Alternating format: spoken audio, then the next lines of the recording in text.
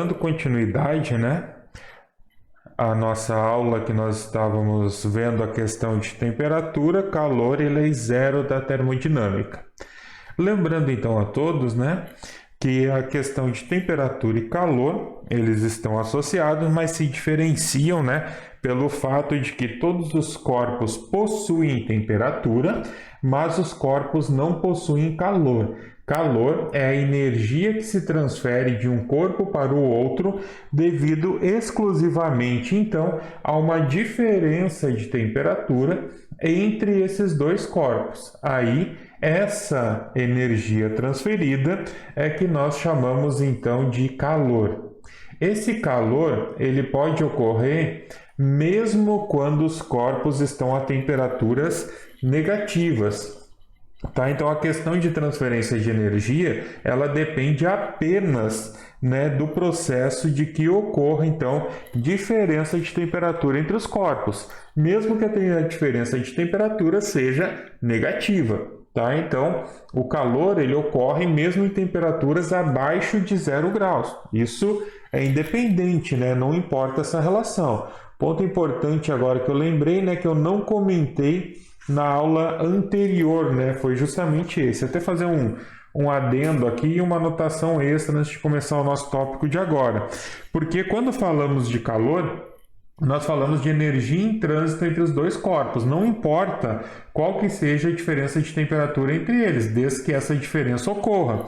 Então, por exemplo, né, eu posso ter um corpo que está, vamos colocar, a menos 100 graus Celsius, e outro corpo que esteja a menos 10 graus Celsius. Entre os dois, a temperatura é negativa, mas há diferença de temperatura. Então, mesmo assim, mesmo entre esses dois, vai ter uma transferência de temperatura do corpo de maior temperatura para o de menor. Observe agora, né, que menos 10 é uma temperatura mais alta do que menos 100. Então, do de maior temperatura para o de menor temperatura, e essa transferência de energia vai continuar sendo chamada de calor, tá? Então, essa diferença vai continuar sendo chamada de calor. Então, não importa que é temperaturas negativas ou temperaturas positivas, se há diferença de temperatura entre os dois corpos, há transmissão de energia, e se ocorre essa transmissão de energia, consequentemente, está ocorrendo, então, transferência de calor, transferência de energia entre os dois. Então, né, nós falamos de temperatura e nós falamos de calor. Então, calor é algo que existe até mesmo quando os corpos estão a temperaturas extremamente negativas ou próximas do zero absoluto, né? Vai ocorrer transferência de energia entre elas, desde que tenha uma diferença, mesmo que mínima, de temperatura entre as duas. Não importa se for temperaturas extremamente baixas ou extremamente altas. Ocorrendo diferença de temperatura entre os corpos, ocorre transferência de energia, então tem calor entre esses corpos. O importante aqui, né, é observar que falamos de temperatura, falamos de calor. Então, não falamos, né, de frio, certo? Então, nós não falamos de frio. Nós falamos de calor e temperatura. Então, o que existe é calor e temperatura. Frio, então, frio é psicológico, tá? Frio, então, é psicológico. Frio não existe, tá bom, pessoal? Então, em termos físicos, né, o que ocorre? Em termos físicos, ocorre calor e temperatura. Frio é algo que fisicamente não existe. Frio é uma sensação térmica, tá? Frio é uma sensação térmica de quando você está perdendo energia. Então, né, vamos observar o seguinte, né? Vocês sabem que eu desenho bem. Então, aqui está você, né, a pessoinha lá. Se fosse eu, seria redondinho aqui, né, porque aí ficaria mais parecido, né? Então, você está lá, né? A temperatura do nosso corpo é em torno de 36 graus Celsius, 36,5, 36,7 é a nossa temperatura. Se o ambiente, né, então o entorno de você, o ambiente ao seu redor, ele está com uma temperatura maior, por exemplo, aqui, né, nós temos temperaturas lá de 40 graus Celsius, a transferência de energia ela vai ocorrer da onde? Ela vai ocorrer do meio ambiente para o seu corpo, que é o de maior temperatura para o de menor energia, de menor temperatura. Então a transferência de energia vai ser do meio ambiente para o seu corpo, tentando entrar no estado de equilíbrio térmico, ou seja, querendo que você fique a uma temperatura também de 40 graus Celsius. Para isso, então, o seu corpo ativa os mecanismos de defesa, né? Ou seja, você começa a suar, você tem que se resfriar de alguma forma, né? Porque o seu corpo ele não vive em temperaturas, né, tão elevadas, aí você começa a ter problemas de saúde. Então, no caso, né, essa transferência de energia vai ocorrer do meio ambiente para você, tentando fazer com que a sua temperatura se eleve. Então aí, essa tentativa do meio ambiente fazer com que a sua temperatura se eleve, é que você fala que o dia está quente, que o dia está calor, né? Porque a temperatura ambiente está alta naquele dia ou naquele momento. Então, quando nós falamos que está quente ou que está calor, é porque a temperatura do ambiente está maior do que a nossa própria temperatura. Agora, se pega a mesma relação aqui, mas você viajou lá para o sul, né? Você foi lá para o sul, aí lá você está aqui, sua temperatura 36 graus Celsius, só que o meio ambiente lá no inverno, né? Em algumas épocas do ano, vamos considerar que a temperatura ambiente está em 10 graus Celsius. Se a temperatura ambiente está em 10 graus Celsius, qual que é o objeto de maior temperatura? É você. Então, nesse caso, você vai transferir energia para o meio ambiente. Então, o seu corpo vai perder energia e essa perda de energia, né, ou seja, essa transferência de calor, então você está perdendo calor, você não está com frio, você tem uma perda de energia. Mas, no popular, nós chamamos essa perda de energia, essa sensação térmica de perder energia, de frio. E aí nós fazemos o quê? Nós colocamos, então, um agasalho, né? Os mais antigos falavam pullover, né? Você coloca uma blusa, uma jaqueta, você coloca alguma roupa, né, que proteja então a sua pele da exposição. Porque se você está de bermuda e de camiseta, o que ocorre? Você tem braços e pernas à exposição. E essa parte de pele, né, do seu corpo que está exposta, ela é uma grande fonte de transmissão de energia. Então ela fica jogando, entre aspas, né, calor, ela fica transferindo energia para fora. Então a sua sensação de frio, né, a sua sensação de perda de energia é muito grande. Aí você coloca então calça, né, tênis, botina, bota e camisa, né, de manga comprida ou jaquetas maiores, luvas, gorros, né, toucas e por aí vai, né, para tentar fazer o quê? Minimizar a área, né, do seu corpo que fica exposta, ou que seja, que perde energia. Então, você colocar um agasalho, né, você colocar uma jaqueta, algo do tipo, ela faz com que o seu corpo não perca energia para o meio ambiente. Então ela não te aquece, ela evita trocas de energia. Então é a mesma coisa de você falar que, por exemplo, né, o seu cobertor te aquece durante a noite. Não, né, de forma alguma. Seu cobertor não te aquece. Porque se o cobertor aquecesse, você iria fazer a cama durante a manhã, chegaria durante a noite, colocaria a mão embaixo da cama, lá no colchão, e estaria bem quentinho, né? Porque se o edredom ou o cobertor está aquecendo, ele ficaria aquecendo durante o dia todo. Então ele não aquece, ele só evita que a energia térmica do seu corpo seja desperdiçada, né? Seja trocada com o meio ambiente. Então, ele protege você das trocas e das perdas de energia, é isso que ele faz. tanto que ele serve tanto para conservar a energia térmica, manter você aquecido, quanto para evitar, né, que um objeto frio derreta, né? Tanto que antigamente, quando seus avós, seus pais iam no mercado comprar sorvete, por exemplo, o dono do mercado pegava e enrolava esse sorvete em várias folhas de jornal, né? Para que ele fazia isso? Justamente para evitar as trocas de energia e o sorvete durar mais tempo, né, gelado, sem que ele derretesse. Ou a mesma coisa é você pegar uma barra de gelo que você for transportar, né? Por exemplo, vai para o rio, já está com a caixa térmica cheia, mas quer levar uma barra de gelo sobressalente, né? Que depois lá você vai tirar algumas coisas da caixa térmica, né? Por exemplo, carne, outras coisas para assar, e você quer colocar gelo para manter as bebidas geladas. Leva ela enrolada em um cobertor. Mas aí o cobertor não vai aquecer ela e derreter? Exatamente ao contrário, né? Porque o cobertor, como eu acabei de falar, ele não aquece, ele evita as trocas de energia. Então, do mesmo jeito que ele não aquece, ele só evita que a energia térmica do seu corpo se perca para o meio ambiente, né? Por isso que você fica aquecido.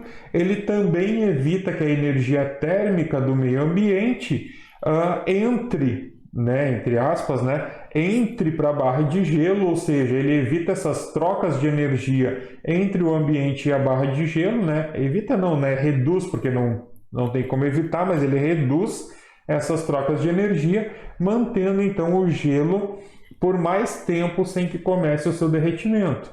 Então, você pode utilizar um cobertor tanto para manter algo, né, aquecido por mais tempo, como para manter algo gelado também por mais tempo, porque ele evita essas trocas de energia, tá? Então não confundam, né, não cometam mais esse erro, porque cobertores ou jaquetas, casacos, gorros, tudo mais, não aquece, ele apenas evita as trocas de energia.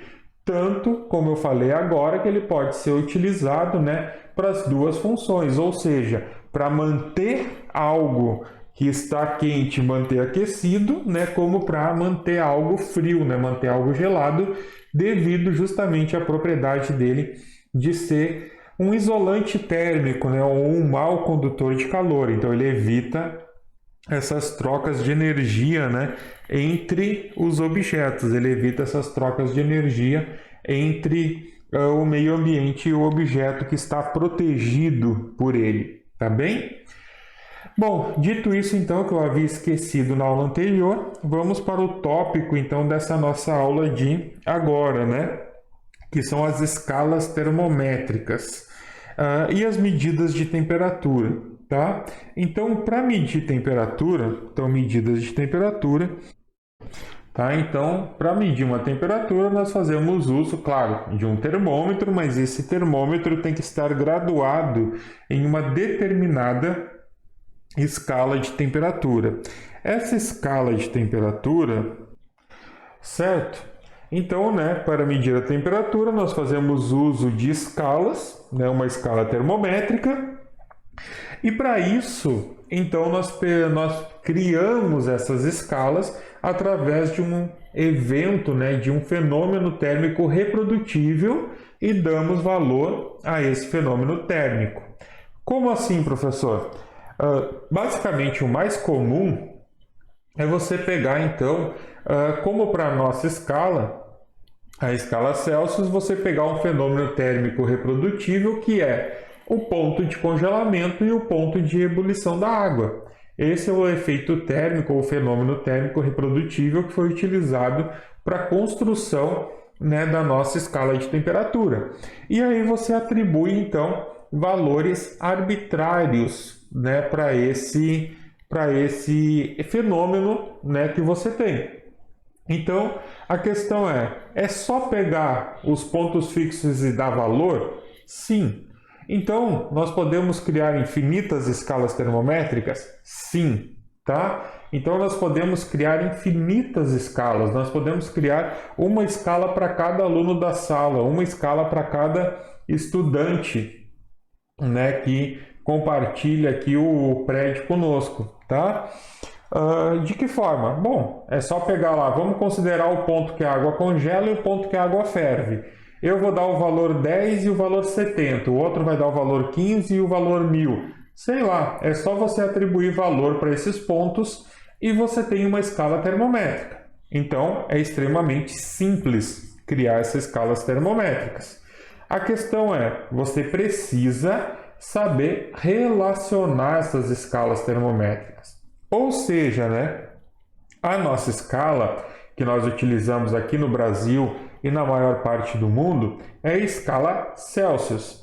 Para essa escala, você tem o ponto 0 e o ponto 100, que é quando a água congela e quando a água entra em ebulição, né, nas CNTPs, nas condições normais de temperatura e pressão.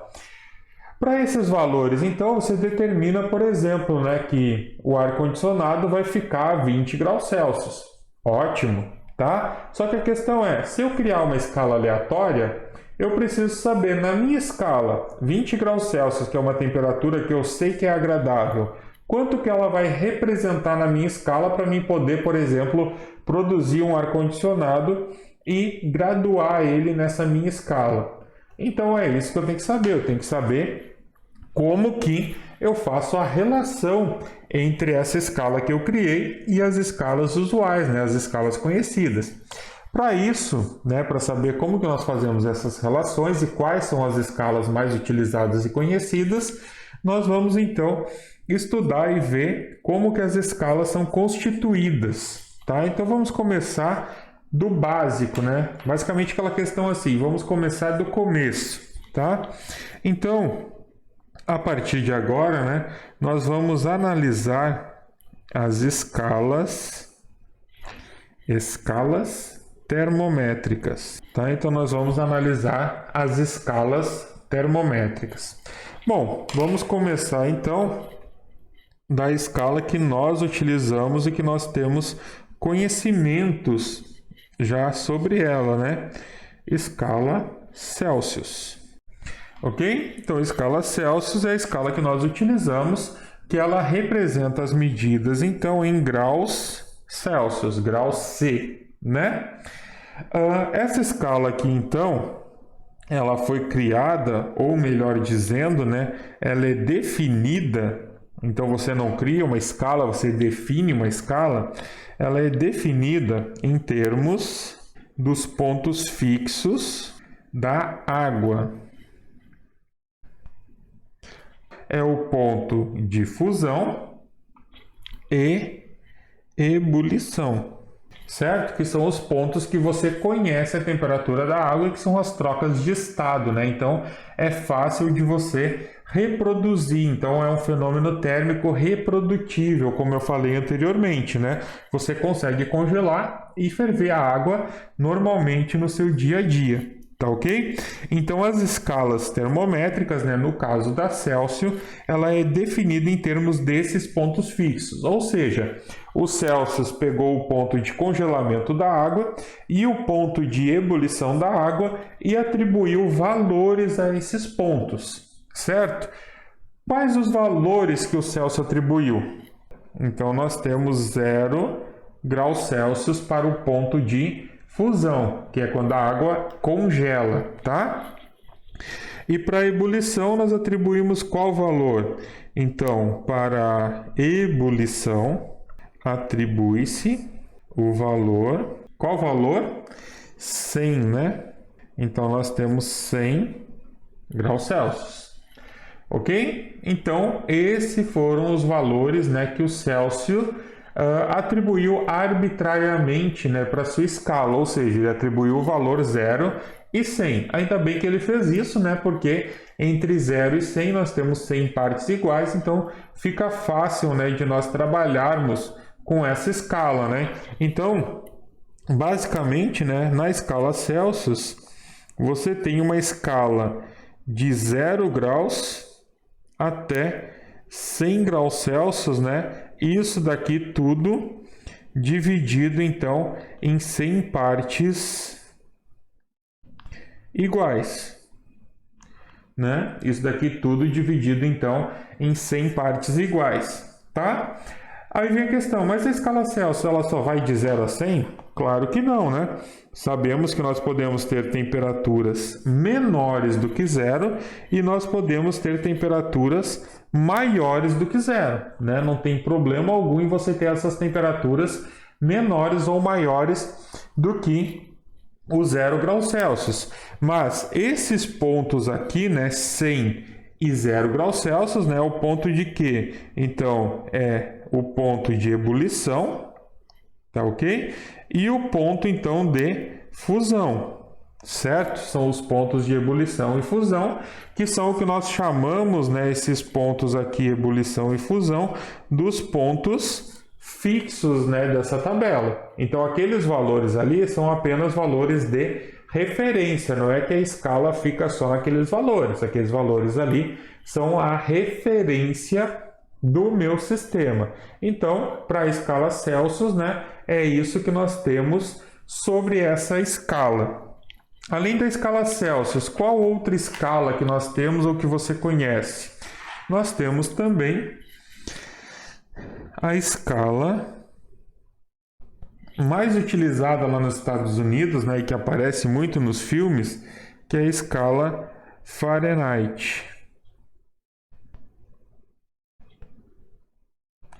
Fahrenheit ou Fahrenheit, tanto faz, né? A pronúncia aí fica meio a critério, né? Que aí é grau F, né? Graus Fahrenheit. Essa escala aqui, ela é diferente um pouquinho, né? Se vocês já viram lá nos filmes e tudo mais, nos termômetros americanos é comum marcar 90, 90 e pouco, 100 graus Fahrenheit e a pessoa está na rua tranquilamente, né? Se marcasse 100 graus Celsius, nós já estaríamos mortos, né?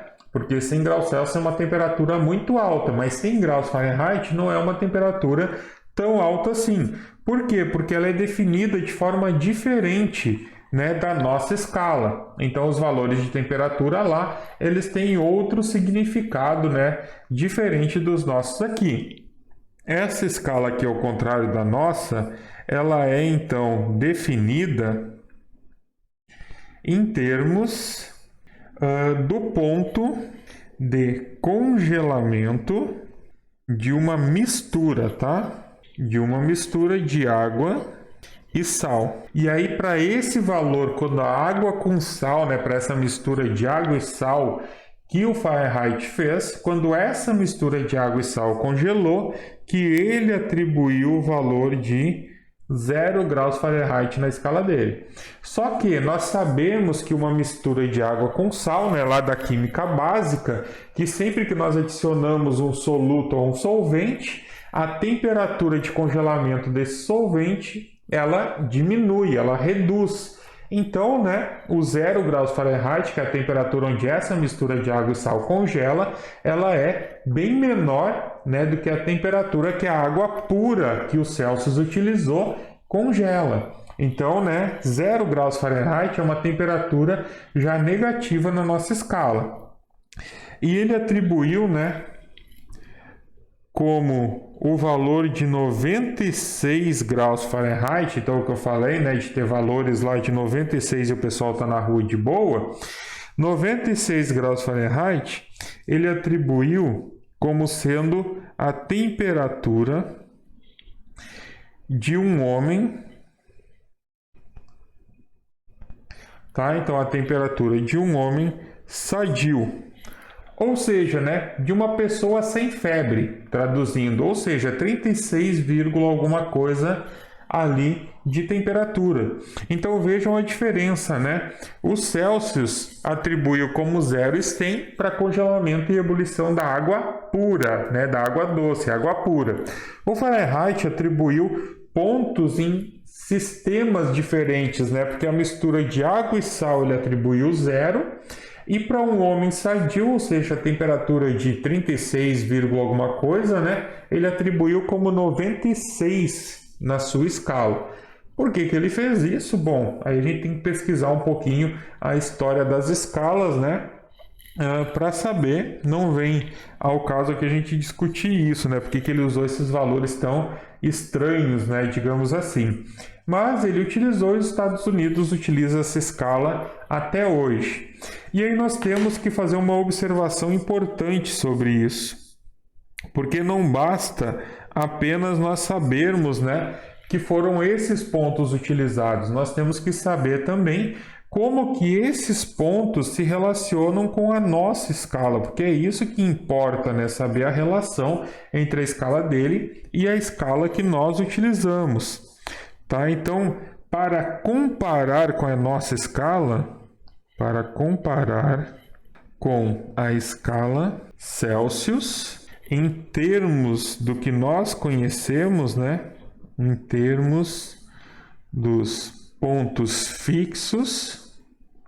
Quais pontos fixos que nós conhecemos? Os pontos fixos da água doce, né?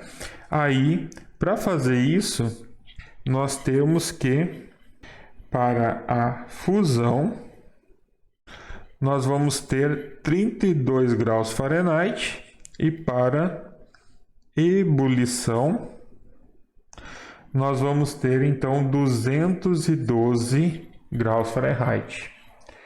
Certo? Então, por comparação com a nossa escala, nós vamos ter então esses valores aí de 32 e 212, tá? Ok? E aí, então, a escala em Fahrenheit, né, a escala em graus F, ela vai ficar dividida de 32 graus F até 212 graus F. Que aí esses valores aqui, eles são então os pontos fixos, né? 32 corresponde ao ponto de fusão da água e 212 corresponde ao ponto de ebulição da água doce, tá?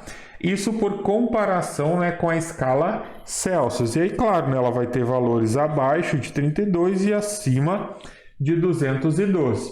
Só que com isso, essa escala aqui, ela fica dividida então em 180 partes iguais.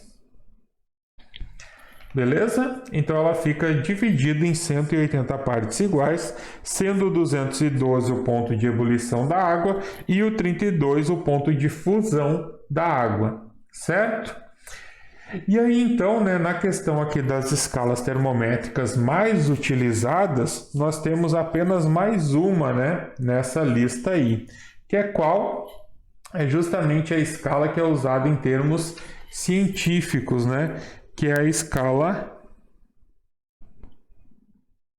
Kelvin. Tá? A escala Kelvin, escala do Lord Kelvin, que também, né, pode ser chamado, é denominada de escala absoluta. Certo? Que aí você vai ter a temperatura então em K. Aí entra a questão, mas professor, não tem o grau lá no K? Não, a escala em Kelvin não apresenta a bolinha do grau ali em cima, assim como a Celsius ou como a Fahrenheit, né? A escala Kelvin é apenas a letra K.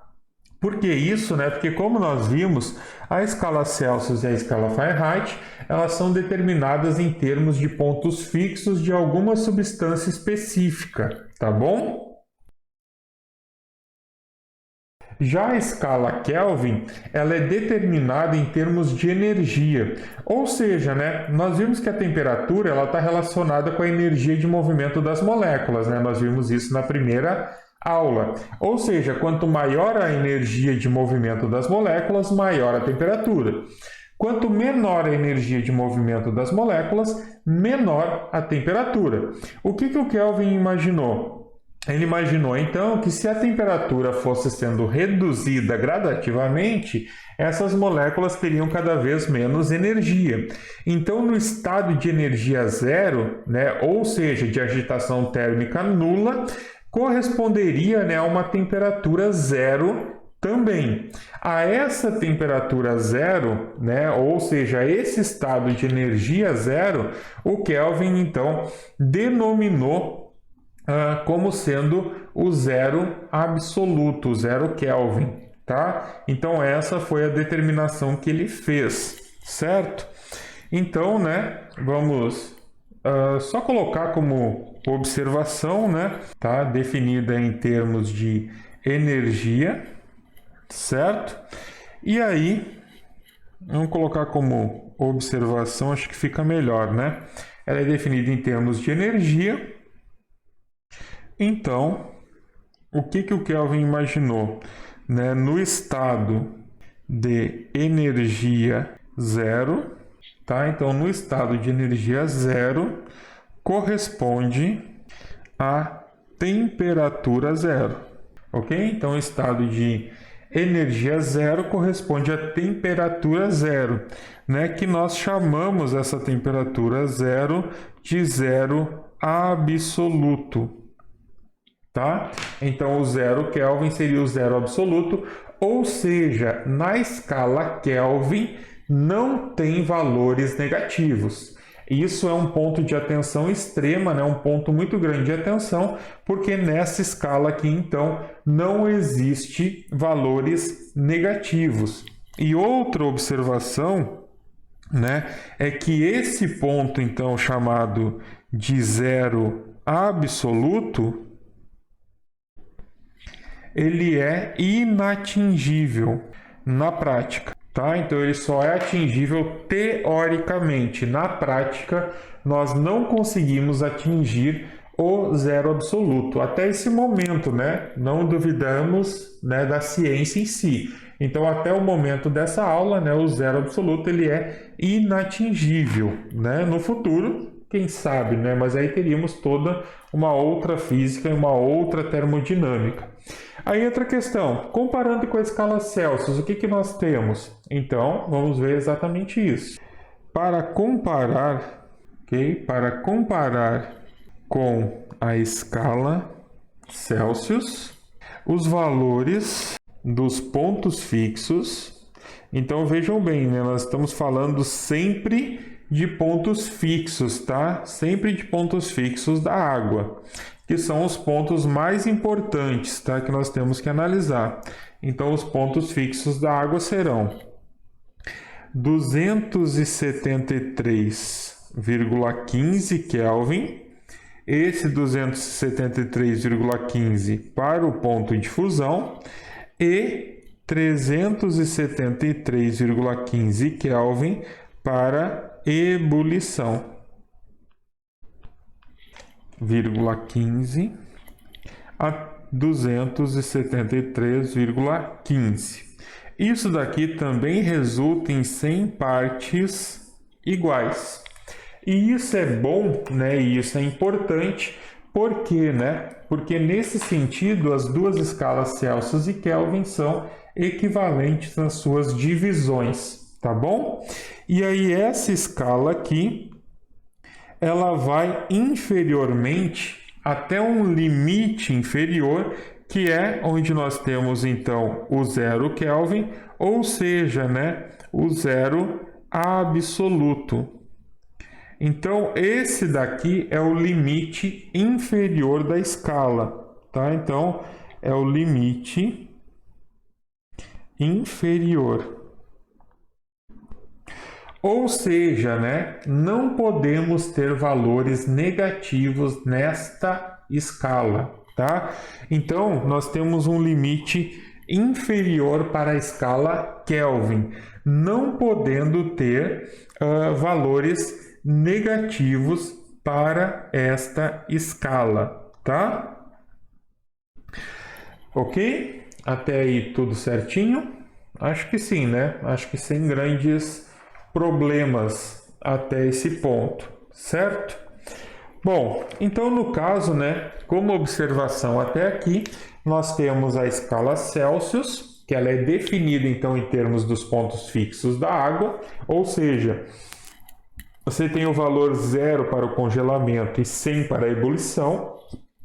E claro, você pode ter valores negativos e valores acima de 100 para a escala Celsius. Você tem a escala Fahrenheit, que ela, em termos aos pontos fixos da água, ela está dividida de 32 para a fusão a 212 para a ebulição, podendo e tendo valores negativos e positivos acima e abaixo desses valores mencionados.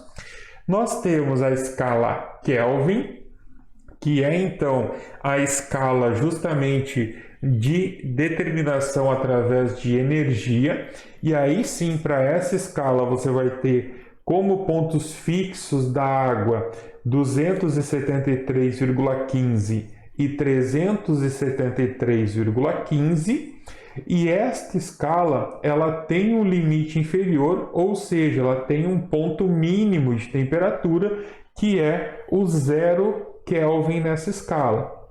Abaixo dessa temperatura não existem valores, ou seja, não há valores negativos para a escala Kelvin, né?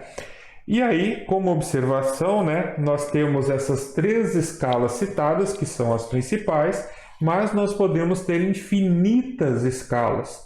O importante, então, é a gente saber relacionar estas escalas e converter essas escalas, ou seja, converter os valores de uma escala para a outra. Então, para a nossa próxima aula, o tópico vai ser justamente esse, a conversão entre as escalas. Como que nós relacionamos e convertemos de uma escala para a outra. Ok, pessoal? Então, o tópico da nossa próxima aula é justamente isso, né? Conversão e comparação entre as escalas termométricas. Ok? Então, né, por nossa aula de hoje é isso.